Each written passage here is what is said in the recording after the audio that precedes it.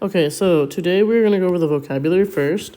So you have slope, intercept, form. Remember, the m and the x are always together. They never leave. Other words for m, which is our slope, is going to be per, each, and rate. Every time you hear those words, you should think of the letter M. It should go in the M spot. So all these words mean M right here.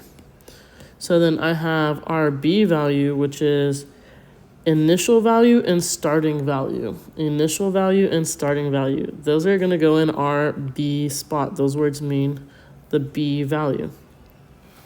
When we're talking about increasing, if you see the word more, anything that means more, it's going to be a positive in. More, grow, increase, any of those words.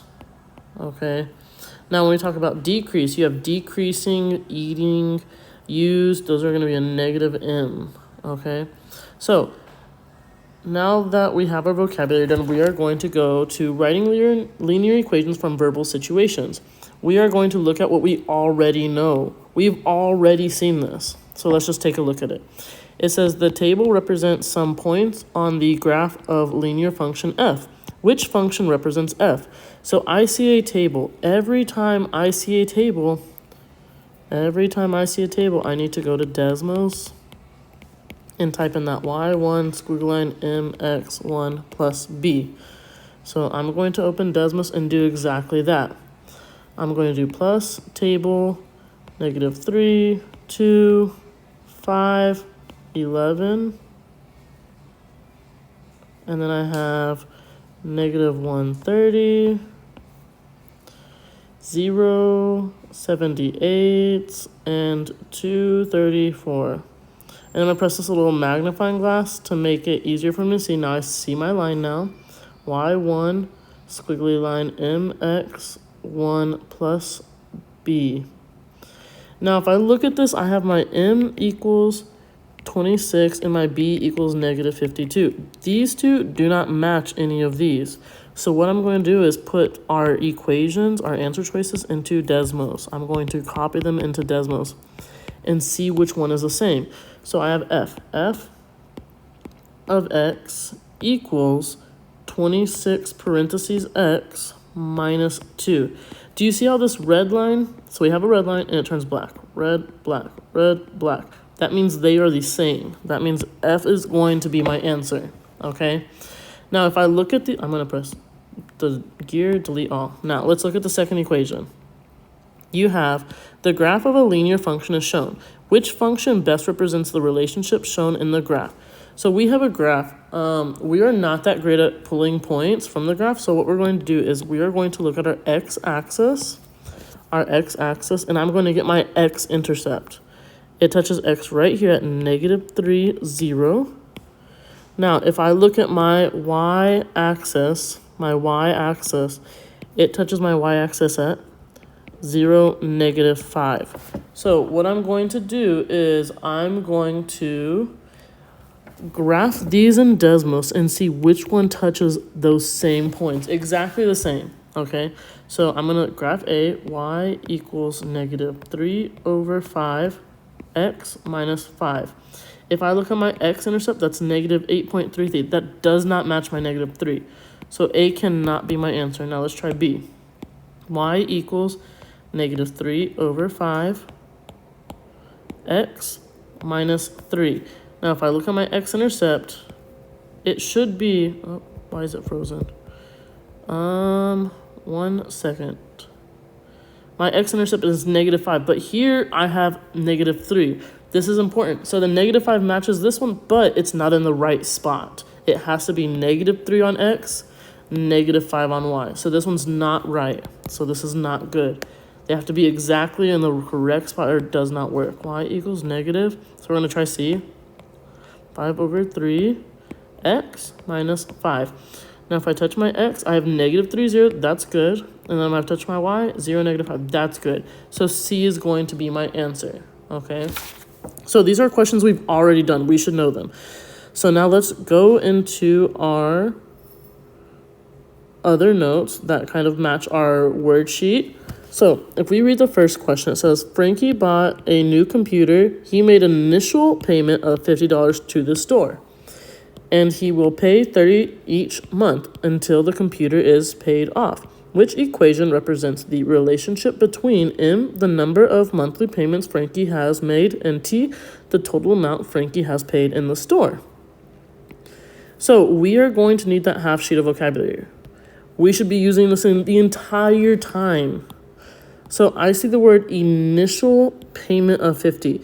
Remember, if I'm looking at this vocabulary sheet, I see initial right here, initial. That means if I see the word initial, it's my B value. So for initial, I'm going to write the number 50 in my B box. So both B's. Okay, that's my initial number. Now, if I'm looking for a word that means, why aren't you working? That means per each one of these words right here. I'm looking for per, each, or rate. And I see each right here, each by 30. So that means my M is going to be 30. He will pay $30. Okay, so now that I'm looking at this, I know my 30 goes with my letter. If I'm looking at this, I know that A and C are wrong because they don't have 30 with my letter. And now I see it's plus 50. And that would be my answer is D. Okay, so now let's continue going on to the next question. We are not going to do the you do's. Y'all should be doing those in class, but we are going to do the I do's.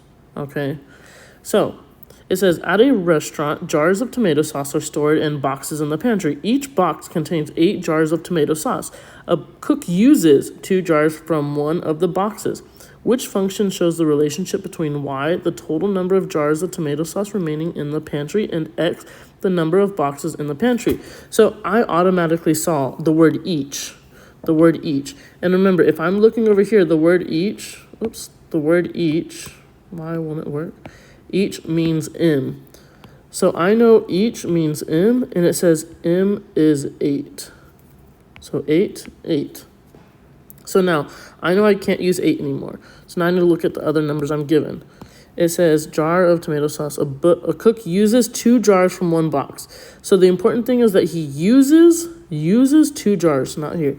So uses 2.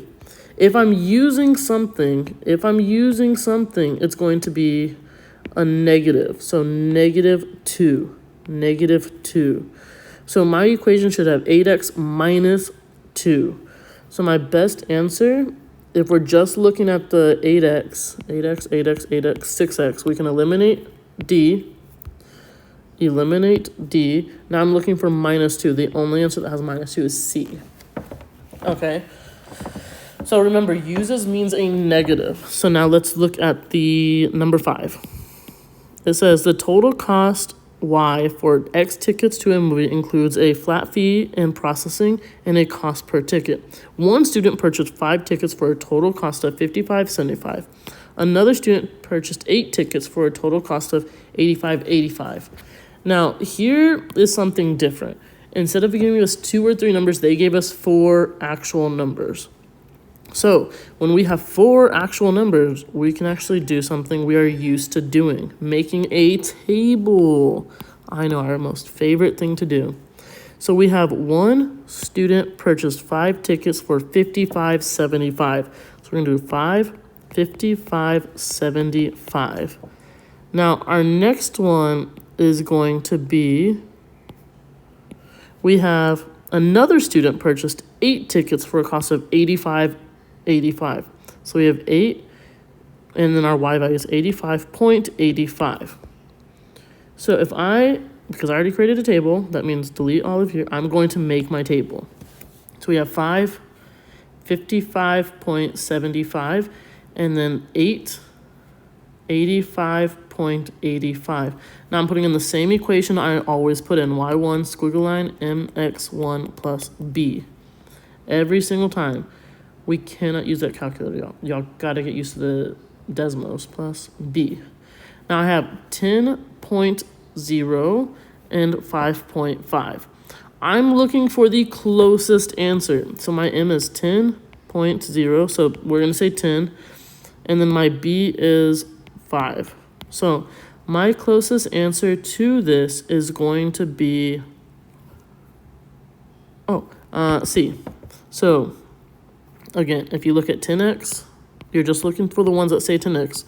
And A doesn't, B doesn't, D doesn't. So that is all that we're going to learn tomorrow. If you have questions, let me know. Make sure to like and subscribe. Have a great day.